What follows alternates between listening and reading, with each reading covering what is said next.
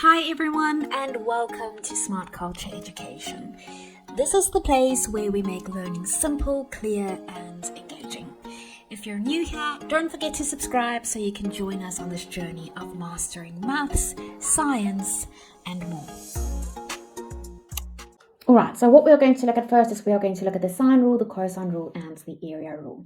Now, the sine rule, the cosine rule, and the area formula can actually be used for any type of triangle. So usually we work with right-angled triangles, but now with these rules and the area formula that we have, we can work with any type of triangle. So it doesn't have to be a right-angled triangle. So these formulas can help us calculate missing side lengths, missing angles, and also the area of any type of triangle. Okay, so let's get started with that. First, I want to take a closer look at the sine rule. Okay, so I'm going to write it over here. Let's have a look at the sine rule. Okay, so let's draw our triangle, and remember it's not going to be a right angle triangle. So let's quickly go over how to label our triangles.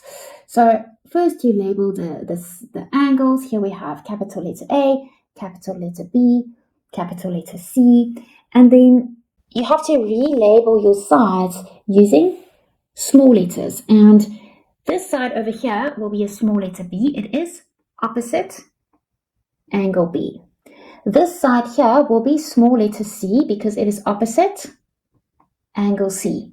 And this side here will be small letter A because it is opposite angle A. Okay, so it's very important that you know how to correctly label your triangle. So you label your triangle with capitals for angles and lowercase for the opposite sides. Now, let's quickly have a look at the sine rule. So there are two versions of it. Now, the first one looks like this.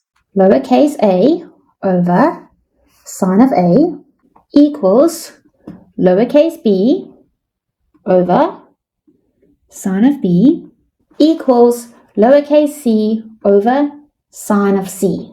Okay, and then the other version of the sine rule looks like this. It's just the opposite. So it will be sine of A over small letter a or lowercase a equals sine of B over lowercase b equals sine of C over lowercase c. So if we want to find an unknown side, then we put the lowercase a, b, and c on top. So this version of the sine rule is used if you want to find missing sides, okay? And this second version of the sine rule is used if you want to find missing angles. Okay, so it's very important that you don't get it mixed up. Otherwise, you will have trouble solving unknown sides and angles.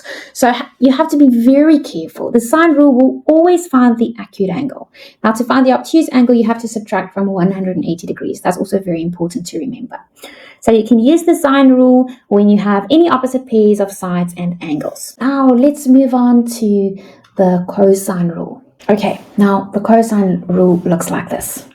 A squared is equal to B squared plus C squared minus 2 times B times C times the cosine of angle A. All right, now just like the sine rule, we have two versions of the cosine rule as well.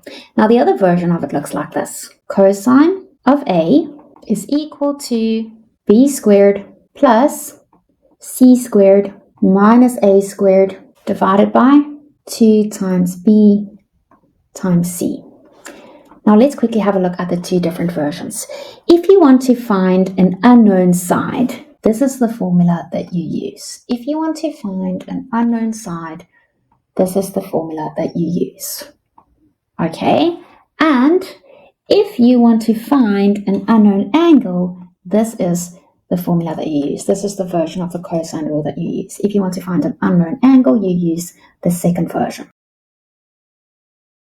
Then let's have a look at the last one. That will be the area rule. I hope you guys are taking notes. Okay, the area rule looks like this. A half times side A times side B times the sine of C. Okay, so you could be given the sides and angles and asked to find the area, or you could be told the area and you are then asked to find a side or a specific angle. So here we have the sine rule, here we have the cosine rule, and then here we have the area rule. Thank you for watching today's video on Smart Culture Education. If you found it helpful, don't forget to hit the like button and subscribe to the channel. And if you want to stay updated, tap the notification bell so you never miss our next lesson. See you in the next video.